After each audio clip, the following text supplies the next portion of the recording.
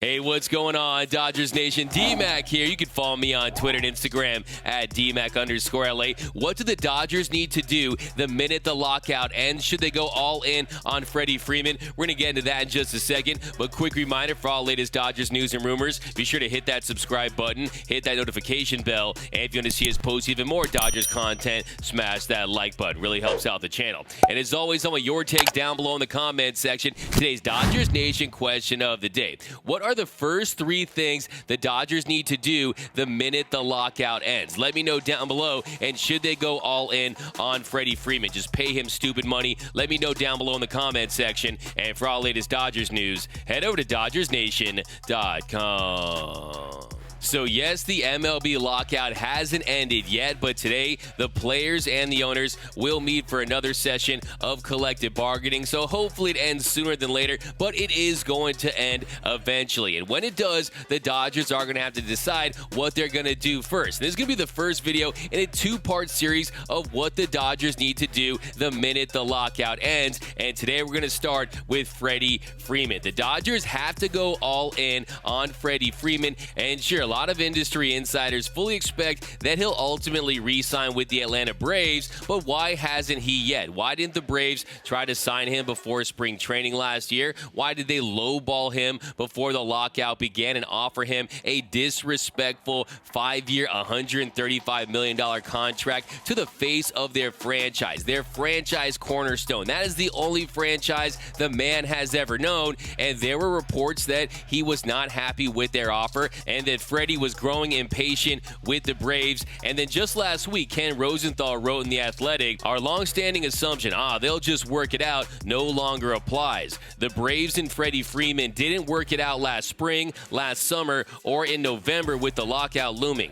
They still might work it out, considering that an agreement remains the most sensible outcome. But rest assured, both sides are weighing their options. It would not be a surprise for either once business resumes to act quickly. So you hear right there that one, they have had a lot of time to get a deal done. He says they didn't get a deal done this summer, but I think I remember reading before the season that Freddie Freeman said if the deal didn't get done in spring, that he wasn't going to address it until after the season. So I don't think it's a situation where they've been negotiating a contract for a whole year, anything like that. And then on top of that, you have a new CBA. So from Freddie Freeman's standpoint, also the organization, you might want to see the rules of the new CBA before you lock him up to such a massive deal. But the key takeaway from Rosenthal's piece right there is rest assured, both sides are weighing their options. Now, if Freddie Freeman is truly weighing his options and considering other teams, then it's time for the Los Angeles Dodgers to step up and pay Freddie some stupid money. He won 6 years, 180. Look, you offer him 6 years, $200 million. And I'll tell you why.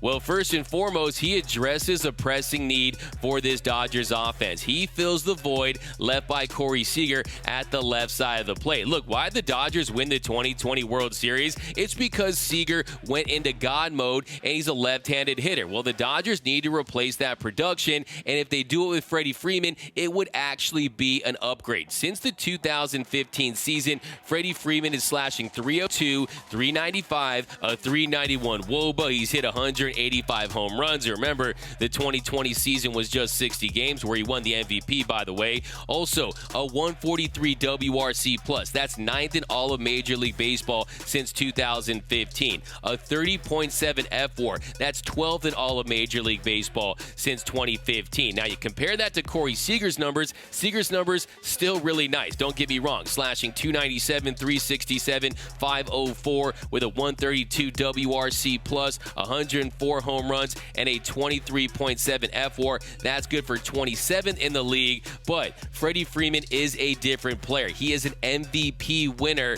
and he's a guy that he has that star power, right? I think the Dodgers, I hope they're watching the Los Angeles Rams at the moment, because the Rams, they get it when it comes to star power. They understand you can't just win in Los Angeles. You have to win with stars. Look what the Rams did with Jalen Ramsey. Look what they did this year with Odell Beckham Jr. or last offseason, trading Goff for Matthew Stafford. They realize you got to get the stars in LA, And Freddie Freeman, he is one of the brightest stars in all of Major League Baseball. He's got that $1 million smile. Look, the only thing whiter than his teeth are the Dodgers uniforms, and I want to see him in one of those wedding gown white Dodger blue uniforms. I think he looked great in it. And I think when it comes to Freddie Freeman, I just want to see, is he really considering other teams? Because if he is, the Dodgers do make a lot of sense. Because one, if he does ultimately sign with the Dodgers, it means they backed up the Brinks truck for him. It means they paid him somewhere between $180 and $200 million. But also, look, this is a Dodgers organization that is committed to winning. They just gave Mookie Betts a 12-year, $365 million contract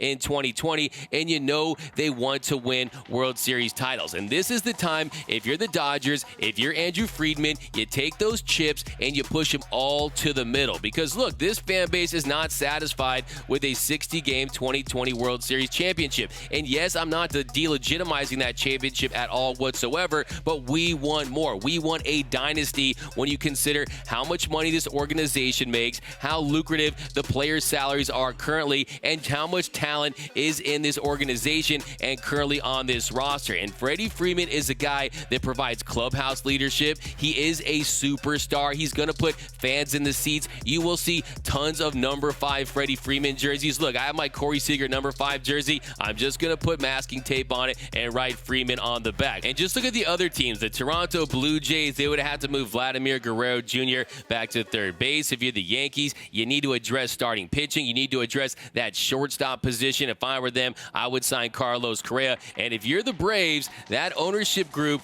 they haven't been the biggest spenders despite all the money that they've generated. Liberty Media Group, an $8 billion company, but will they be willing to spend for Freddie Freeman, considering they have to get another outfielder, considering they have to add another starter? They have 9 arbitration-eligible players next season, so it remains to be seen if they're going to give Freddie Freeman the big bag. And I think if you're the Dodgers, look, yes, he is 32 years old, but he's not going to be an Albert Pujols. He's not going to be a Prince Fielder or a Ryan Howard type. And then on top of that, you're going to have the universal DH. The universal DH couldn't be coming to the National League at a better time if you're the Dodgers, because you can sell Freddie Freeman on that, and I do think that swing is going to age beautifully. And then look, he's 32. A 6-year deal takes him to his age 37 season. And look, just last offseason, this organization gave a 36-year-old Justin Turner a 2-year, $34 million contract. So I don't see any issue giving Freddie Freeman 6 years at age 32.